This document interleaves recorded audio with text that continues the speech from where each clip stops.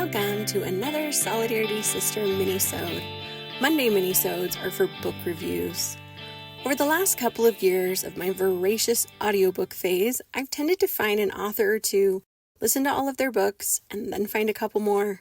My current fluffy book author is Lee Hollis. Lee writes a lot of cozy mysteries. She's a talented writer, and I don't mean the term fluffy to suggest otherwise. To me, a fluffy book is one I'm reading for escape or entertainment. Fluffy books aren't going to radically change my life, but they will help me lean into tasks that my ADHD brain finds super boring, like laundry, anything in the kitchen, or grocery shopping. One of my daughters, who also has ADHD, has a 504, which allows her to listen to audiobooks or music on an MP3 player while she works on independent work at school. For whatever reason, occupying one part of the brain with that background noise allows us both to be better at focusing on tasks the brain wouldn't find fun. So back to Lee Hollis. This week I listened to 3 more books from the Haley Powell series, 2 from the Maya and Sandra series, and 1 more from the Poppy Harmon series. The characters in these books are mostly fun, they're relatable, and there have been a few twists and turns I hadn't predicted as I tried to figure out who done it. The second author collection I've been working through is the work of Susan Meissner. Her books are a little longer, they're not so fluffy, but beautifully written and so moving. This week I listened to As Bright as Heaven, which is set during the Spanish flu pandemic of 1918. It's the story of 3 sisters, hardship, perseverance, and love in many forms through flawed humans doing their best through extremely challenging times. This book was released in 2018, and I'm sure the author could not have foreseen some of the parallels to what we all lived through with the COVID pandemic. We almost lost my husband to COVID, and there has been so much to navigate in the aftermath of that. Beyond our family, I feel like the global community has also been forever altered with this shared trauma of having lived through a pandemic. This book also struck close to home for me because of some family history.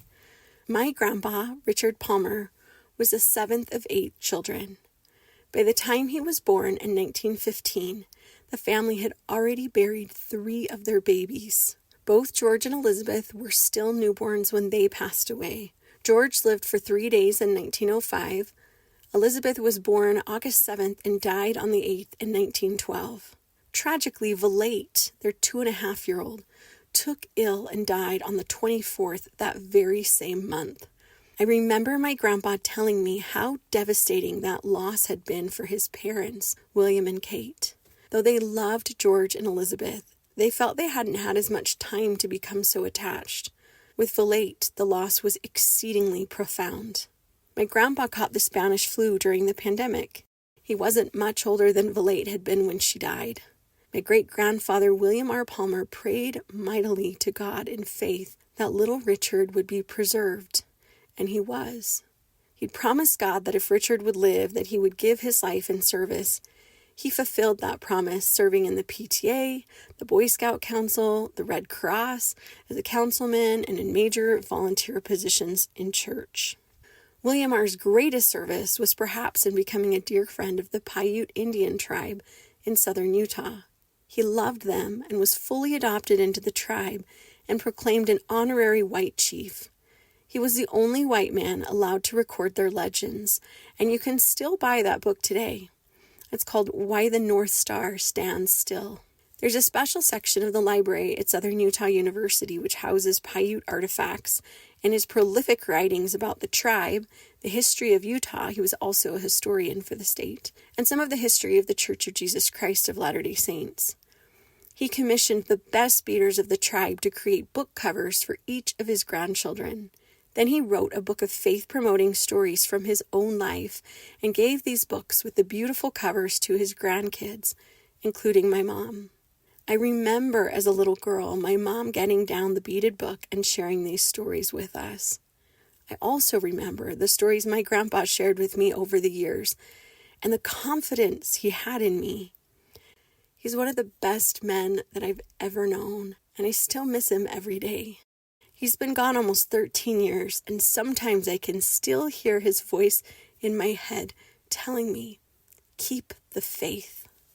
Did you know that participating in family history research and the telling of family stories has been shown to increase self-esteem, reduce anxiety, and increase resilience?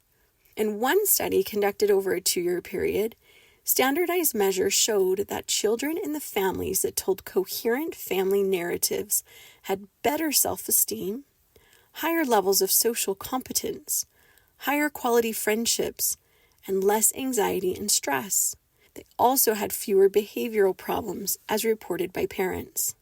Yesterday, I was able to take a deep dive into some family history on my dad's side of the family with some of my kids. We learned about their immigration from the UK by ship to New Orleans, and then down the Mississippi by riverboat, and finally in a handcart company as they traveled to Utah, ultimately settling in Grantsville. William and Jane Burton were there when their infant granddaughter was buried at sea. They then lost 3 of their daughters, Eliza, Jane, and Emma, to cholera while crossing the plains in August and September of 1954. I was raised on the Oregon Trail.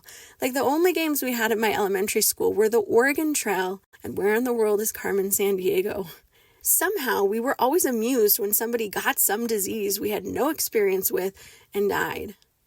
It hits differently to know that my ancestors had to bury their 11, 14, and 17-year-old daughters along their journey. I cannot even imagine. But they persevered. They lived on. And ironically, as bitter as I was to make the move from Chicagoland to Tooele County, Utah, my perspective has shifted a little bit, now knowing about these ancestors who lived so close to where I live. They would have been there when the first church building was built in 1866. That same building is now called the Old Grantsville Church, and it hosts a small theater which puts on awesome productions.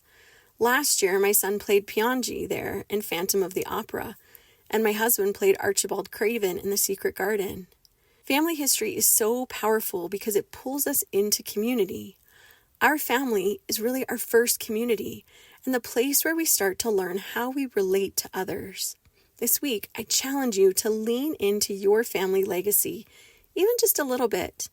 Ask an older family member to tell you a story. Do a little online research. Share stories with your own children. If you're trying to break some generational patterns that haven't been healthy, you might need to lean in differently. Perhaps there will still be some ancestors with traits or experiences that you can draw strength from. Perhaps your strength will come from knowing the way you will be blessing future generations. Maybe it is your stories that will give them resilience. We can learn from the past and change our futures. Speaking of which, I'm almost done with an absolutely life-changing book called Change Your Questions, Change Your Life by Marilee Adams.